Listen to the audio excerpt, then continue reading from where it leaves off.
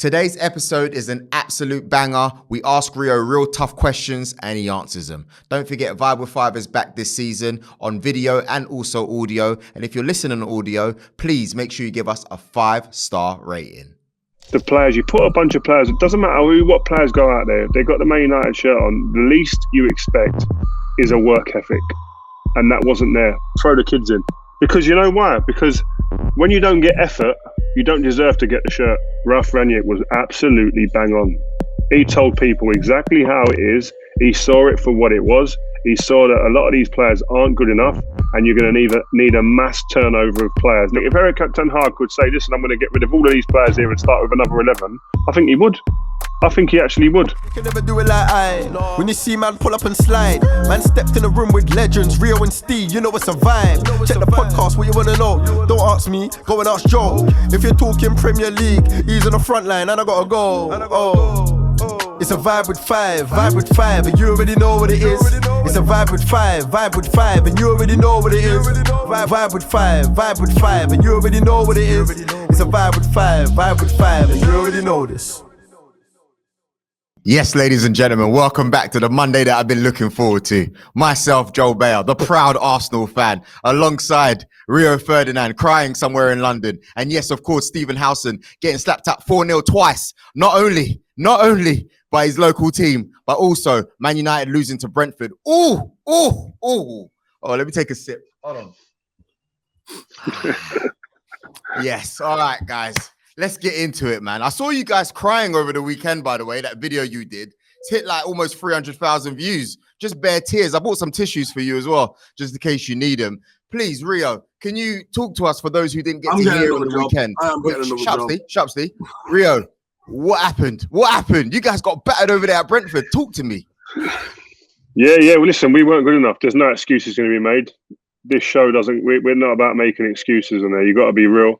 You're trying to clean up your act from last season and be a bit more truthful and real about your team. So we're doing the same over here. So listen, there's no you can't twist it any other way. We were shit.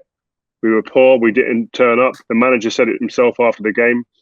You don't approach these games properly, you get beat, and that is exactly what happened. And I think that no one player on that pitch could come off there and go, you know what, I played to it anywhere near my capacity. I worked as hard as I could have. I just showed the correct desire that's needed to be a Man United player. You know what? Forget being a Man United player. Being a professional footballer, like the desire you need to be a professional footballer, you can't switch that on and off. And for me at the moment, and the fans that go to the games or watching anywhere around the world, you know what? Listen, I'm walking through the streets of London. I'm on London transport. The way that I'm getting stopped now, and the energy people are coming to me with, is unbelievable. Like I can't understand. People ain't even saying hello or are you okay? I'm Man United, and they want to sit down convo and how we can break down Man United and fix what's going wrong. Stop the rot. It's unreal, man, and it's like serious conversations. I'm not talking like it's like real. Like what is going on? What are we doing? What's going on at the club? And I'm like, bro, I'm not there. But the players, man, we spoke about when me and Steve went live the other day on Saturday after the game when we were in total shock. We spoke about the ownership, etc. But the players, they need to stand and take responsibility. And this, like we said, it's not been going on for 2 minutes or a couple of games. This is going on since this is a hangover again from last season and even before that. Players are not pulling their weight. They're not seem to be working hard enough. And the manager, I think you can't sit and blame him. Yes, tactically, I think he got a few things wrong yesterday on Saturday. But the players, you put a bunch of players, it doesn't matter what players go out there. They got the Man United shirt on. The least you expect is a work ethic. And that wasn't there. Rio, let me just stop you right there. There's breaking news that is saying that Ten Hag is apparently now willing to allow Ronaldo to leave. Now, I was getting at you last week saying you're on the Ronaldo friend retainer, etc. Bro, that attitude for me, like I said, it's not good enough at the moment, man. It for me, what I'm looking from the outside in, right? It's affecting the team, man. This is a time when Man United players need to be sticking together.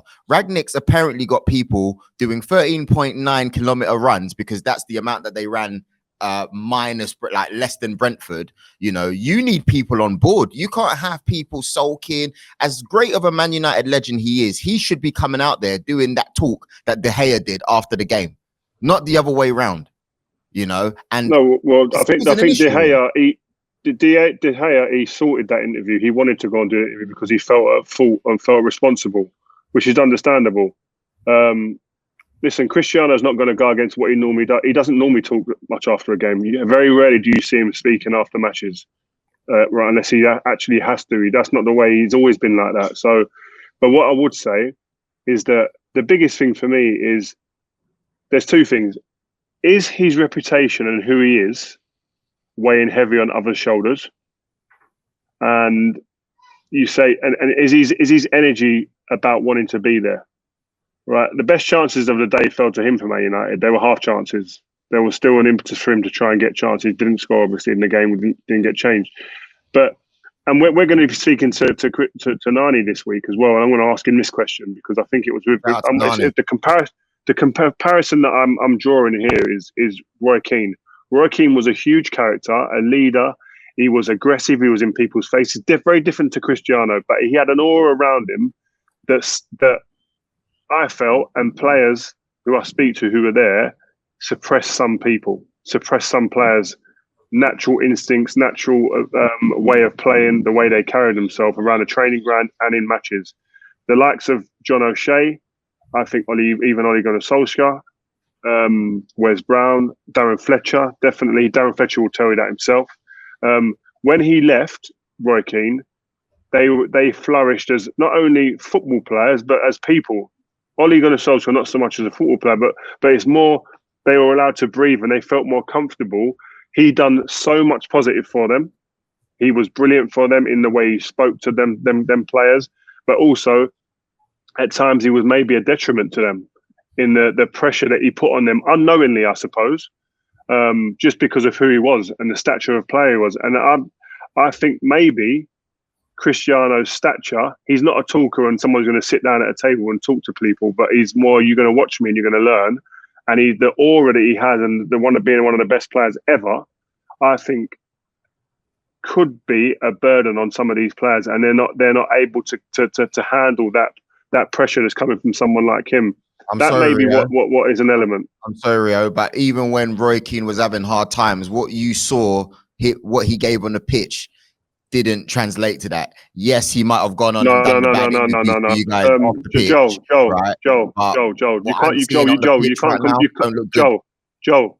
Joe, you can't compare times.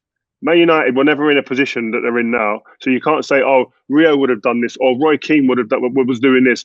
We were winning trophies year in, year out. It's a very different environment. This is a toxic, negative environment that's been in this place for a long time now. So it's very different, and no one would know how a Roy Keane would be in this situation, or me, or whoever it would be in this situation, because we didn't live and breathe in this situation at Old Trafford.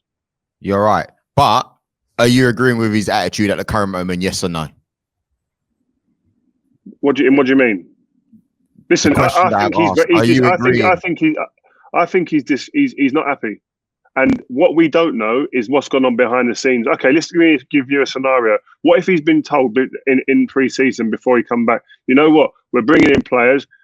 We know that we're behind. There's a lot to catch up on. We're going to be bringing in world-class players that are going to help you get to the next phase and improve this team and be a contender and be a competition minimum for top four.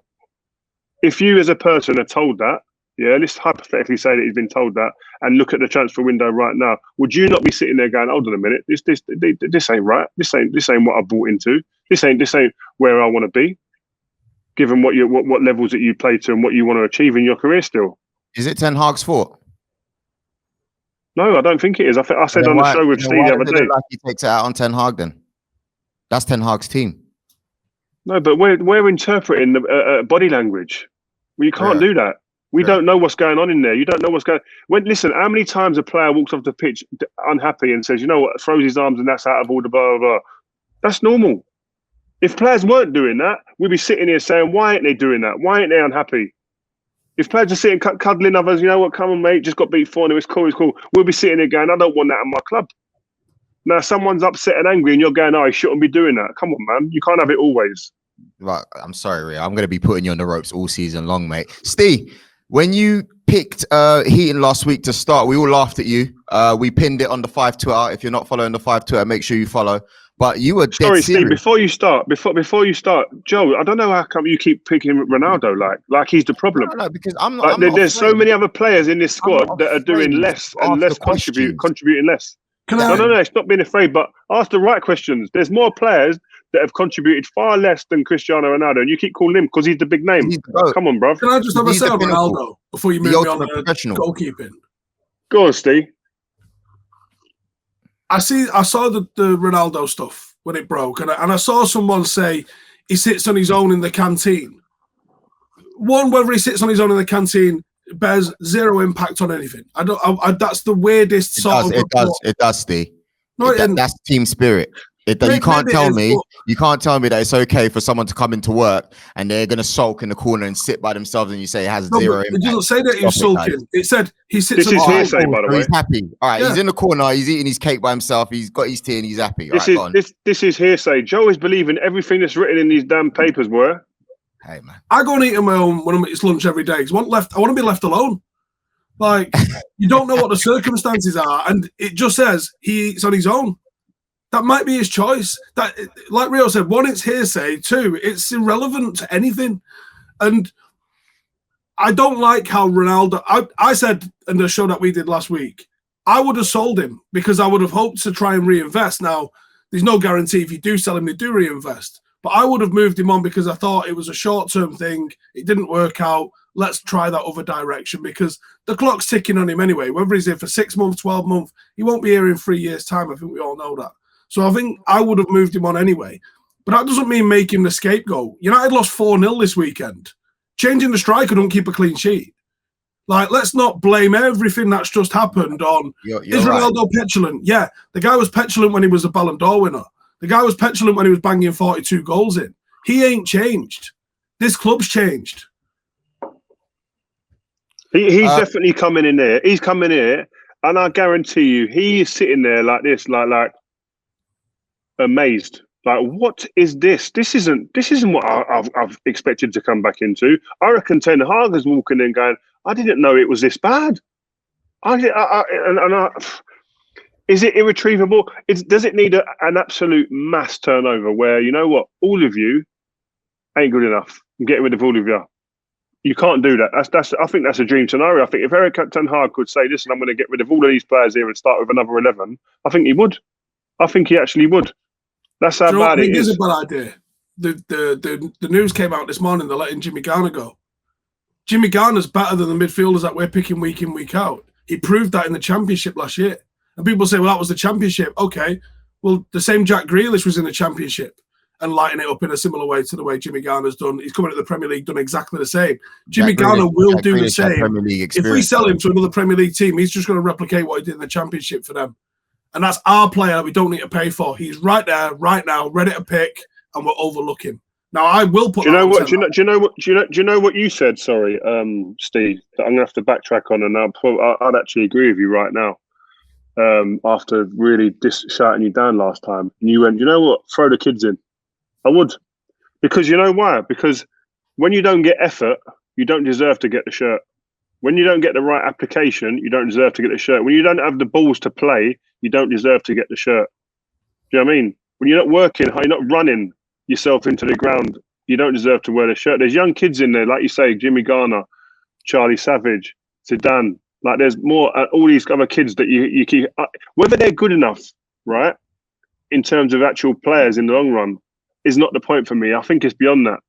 You need to send a message to people and say, you ain't just going to keep getting a shirt. Mistake after mistake, lack of application every week, desire not there, moaning behind the scenes probably. I bet they're all moaning and pointing the finger.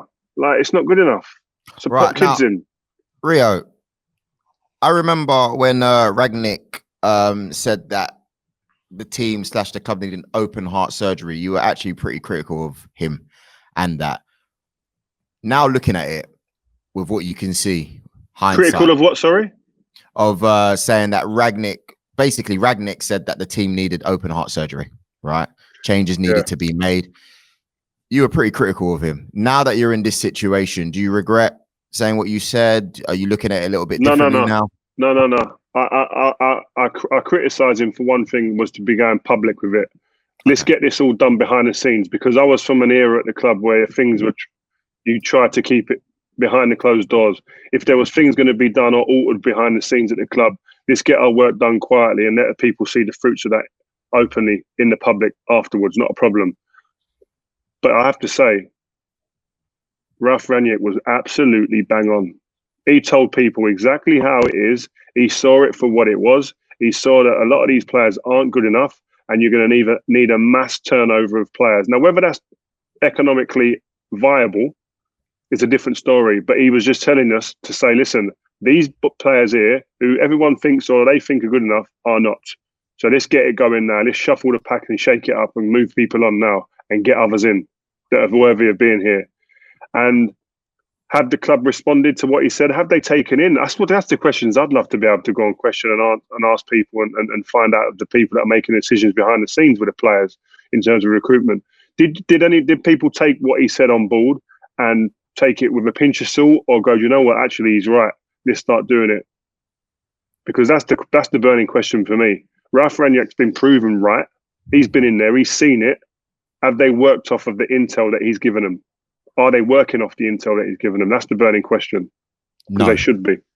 Well, let me tell you something, guys. You've got Liverpool on Monday, right? And judging by how you guys are going on, it's going to be another somber vibe with 5. Moving on now. Luckily, moving on. Sorry, Steve. I mean, Joel, Steve, have you got anything to add, by the way? Yeah, I've got to say, Arsenal got smacked up in their first 3 games last season, and he was still sitting here eating cake at the end of the year. So maybe, like we always say, you ain't Arsenal fans, you never learn. You always crow too early. 36 games to go, and you're out here wearing shades, mate. You're going to go through. We're going to have more Arteta in and out than the Okie Kokie. We're going to have you wearing shades, crying, eating cake, thinking about moving to another country. All of these things are going to happen throughout the season. Don't get too high. Don't get too low. Yeah, it's rough for United at the moment, but it's teething problems, right? I think Rio nailed it before. Ralf Rangnick had it right, and he said what was right. I think people owe Ralf Rangnick a lot of apologies. I think Rio owes him an apology. And I think the best thing that United fan base can do is support Ten Hag. Give him all the love and support that we can give him, because we know the killer of a job that he's in. As I was trying to pick my team for this weekend for my preview, I'm like, there's no options here. It's like the first 11 players that get in the dressing room in the morning. You guys are going to play because there's nobody else. There's no option. That's it. Who's going to play up front? It's Ronaldo, right? Who's going to play on the left wing? Yeah, it's Rashford. Who's going to play on the right wing? Like, the team literally picks itself. You got like 1 or 2 options to pick. Who am I going to pick at left back? And I think you went with the wrong choice. You know why? And then who do you pick at centre half? I'll tell you one thing. Steve. I think he needs to go to a back 3, because we can't keep the ball out the back of the net. And if you play a back 3 a lot of the time is when you haven't got good enough defenders to be able to defend the goal, and we need to do that. Look, we'll talk to Nani later on this week, and he can give us the info on his career and what he thinks of the current situation.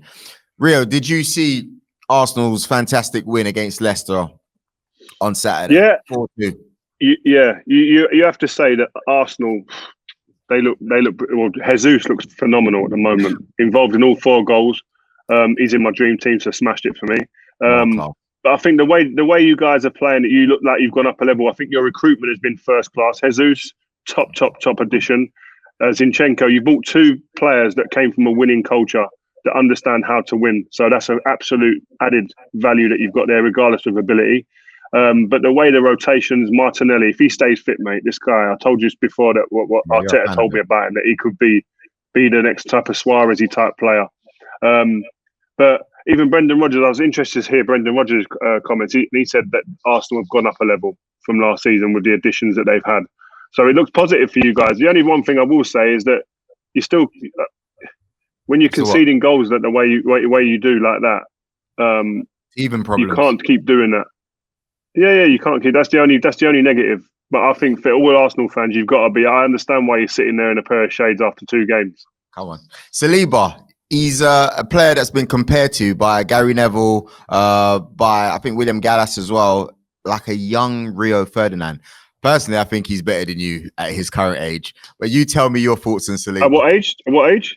Yeah, Rio's in his 40s, mate. Of course he's better than him now. 21. How old is he, by the way? When you were 21, when he was 21, weighing it up, definitely Saliba over Rio. Well, how many Premier League games has he played? And how many Premier League games did I play at that point? And we're compared, yeah, because we're 21. Yeah, 18 mil. I went to broke the British transfer record at that time. People are drawing comparisons. It's a madness. Give the boy time, man. Give him some time. But he's doing well, man. He's got in. Listen, you don't judge players, right? When it's all going well. You say brilliant. I like to see the next phase. When it goes against you, or when the team are in a little bit of distress. Now I still want to see the chest popping out. I still want to see the shoulders back, and I still want to see you wanting the ball, and I still want to see you on the front foot and showing that determination and desire. A lot of what we're not getting at Man United, but Saliba, he's showing great potential. Young player of the year in France last year. He's got a lot to do here to make sure he stays in that team, but he started off very, very well.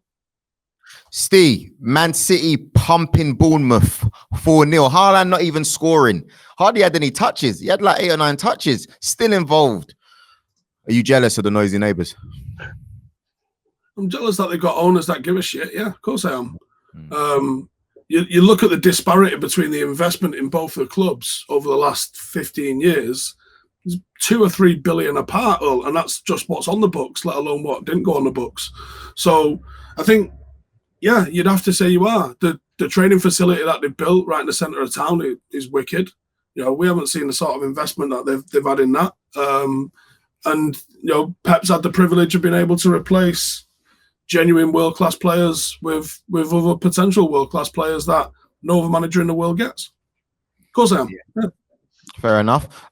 Rio, Conte having a little scrap with Tuchel, 2-2. I thought Chelsea played really well. Joe, how many times have we been on air and I've shouted saying, "Where's the passion, man? Where's the hate? Where's the dislike for the opponent? Where's the subplots for games?" You know now, coming into the next time these two teams come up against each other, that's going to be the story between these guys. I want it with players, but you take it with managers. The last we saw this was, I don't know, Fergie with Wenger or Fergie with Mourinho or whatever it was, but Rafa. But this is the type of stuff that sets football apart and the Premier League apart. These subplots, these little rivalries that are built through desire to win. Listen, and all the people that said, like, forget, we got Ten Hag, I'm happy with Ten Hag, don't get me wrong. But all the people that said that Conte wasn't for Man United need to shut up, because this guy shows the passion, the desire, the will, he had the England captain and the Golden Boot winner from last season in a heap in pre-season on the sidelines, spewing up in pre-season, saying to him, "Listen, you want to play for me? You want to be a part of this team? You want to be part of a winning culture? Get on your all fours and be sick for it, because I'm going to work you to the bone to get you ready." And what it showed yesterday, Chelsea were the better team for me yesterday. They were brilliant, and I know they'll be devastated. I saw Reece James's comments after. They'll be devastated and that they didn't get the result. Sucker punch, last minute goal by Harry Kane. But what that showed me yesterday, in a little piece of what you expect from a Conte team, is fight. That never say die spirit, the determination, and the key word again, the desire to get over the line and pull a result out. And that result was a reflection of the manager and his character and personality, what he's instilling in his team. And that will push them on to be better than what they've been in the last year, definitely. Big win for Steve Cooper. Nottingham Forest beating West Ham 1-0. Was really, really happy for them. Moving it across as well. Whoa. You're not skipping over that. We've had De Gea drop an absolute shocker in, and one of Manchester United's goalkeepers out here. Was it a man of the match performance? It was not far off if it wasn't. In Dean Henderson. Dean Henderson, yeah. Brilliant. Penalty save, yeah. He saved the penalty, definitely. Your distribution, he's taking the ball outside the box, chipping it in. Back to that, Steve. People are talking about David De Gea's distribution and saying, "Is he the right player for for Ten Hag and the way he wants to play. He had Onana before, who was great with his feet. He's now at Inter. But people are questioning whether David De Gea is the right style of goalkeeper. And you've got that Dean Henderson. Is he good enough with his feet if you're talking about him? But also, you look at the situation when Pep Guardiola came into Manchester City, immediately takes a club legend in Joe Hart straight out of the team because fundamentally his skill set wasn't right for the way Pep Guardiola wanted to play. And there was uproar at the time. But you're looking at it now with Ederson there, everyone's going, it's the best decision ever. Are you of the mindset that you think that David De Gea falls into that category or not, given that he's been the best player for 4 of the last 6 years? On the ball is very important. But one of the things that frustrates me the most, and De Gea's not been the same all the way through his career. When he came, I actually thought he had really good distribution. He played confident. He would chip balls out to the fullbacks, maybe 30 yard up the pitch a little bit. He'd go over a press and he would deliver a nice little ball. I don't know if that was working with Eric Steele, and I don't know if losing Eric Steele has changed how he goalkeeps. But he had good distribution when he first came. And obviously he had to add size on, but he's never come and claimed a cross. And that frustrates the life out of me. If the ball's in the 6 yard box, I want my keeper claiming it with violence. I want him to be just steaming out there and getting it. Anything in the 6 yard box should be his. A bit further out than that, then obviously it depends on the situation. But we're conceding stuff that's on the 6 yard line. We're seeing him rooted to his line. I ain't no goalkeeper coach, but I know that that's not right. And when I look at other goalkeepers at the club, I see Tom Heaton doing stuff better than De Gea. Now, I don't think his instinctive shot stopping is in the same class, but there's 7 or 8 different aspects that make up you being a good goalkeeper. It's like people say, the first one nowadays is being good with your feet, playing out. It's mad. It's changed. People say Wan-Bissaka make a good centre half, and I think they're off their meds. Centre halves don't really make tackles, for one, and that's the one thing that Wan-Bissaka's got. But I don't think his positioning, his awareness, his playing out. He couldn't play centre half for all of those other different reasons. And I think it's the same sort of thing apply. I think it's really, really basic analysis to say that De Gea's a good shot stopper, so keep him in net because he's a very, very good shot stopper. But he doesn't claim crosses. He doesn't inspire confidence. I don't think he marshals the defence. I don't think he inspires confidence in the defence. You're right, it doesn't play out. At the moment, I'm seeing so many chances. I don't think the defence necessarily help him, but I'm seeing so many times that he just bangs it for a throw-in. Steve, we've got to be better than that. Steve, just before we wrap up, remember pre-season we were having the chats, me and you, Rio, and we were talking about Martinez being a centre half and his height potentially being an issue. And I said, watch when he comes up against the big lad. And I said Dominic Calvert-Lewin, and he just, smashes it over. Boof. You see what Ben Mee did to him on the weekend? He's going to be a target, mate. Seriously, from I know for a fact there'll be players now, centre halves, who know they're going up for set pieces, and there'll be centre forwards, Mitrovic, Nunez, Haaland, Wood, etc., Dominic Calvert-Lewin, all of them. They'll be sitting there going, "Oh my God, get me in the team. There's definitely chances there, minimum, right?" I was speaking to Alan Shearer yesterday on the text, and we were talking about it, and I said he used to lick his lips at the far post when the ball was plopped up to the far post. He used to lick his lips when there was 6'4" centre halves waiting in front of him. Wow. Let alone a 5'9" centre half. So imagine what these guys will be thinking when they've got a 5'9" guy standing there and thinking, just tee it up and I've got to run on him. They don't even have to jump. Bang. Put him and the ball in the back of the net. Ben Mee, when have you ever, with all due respect, when have you ever seen him really bully a centre half in the opposing team's box and bundle the ball in? Not often in his career. You don't put him down as one of them types. But he does in his second game of the season. But that's that. Listen, for all the good that he's got and how good he is taking the ball and confident with the ball, he's tenacious, etc. That element there is a massive factor in the Premier League. In the Dutch league or the Spanish league, Mascherano played there brilliantly for Barcelona because they had the ball 80% of the time. And not in Spain and in Champions League football, there ain't many aerial battles. There's not too many that you're gonna have to go for and be great at to get through a game and hang your hat on it. Whereas in the Premier League, it offers different proposition to any league in the world. You go to a scout, right, and you go to an under-15s game and you're a professional team and you go to the scout, listen, I've got a centre half here. He's 5'9", really good on the ball, blah, blah. Do you fancy taking him to a professional team? The scout's going to go, 5'9", no chance, mate. He's not big enough.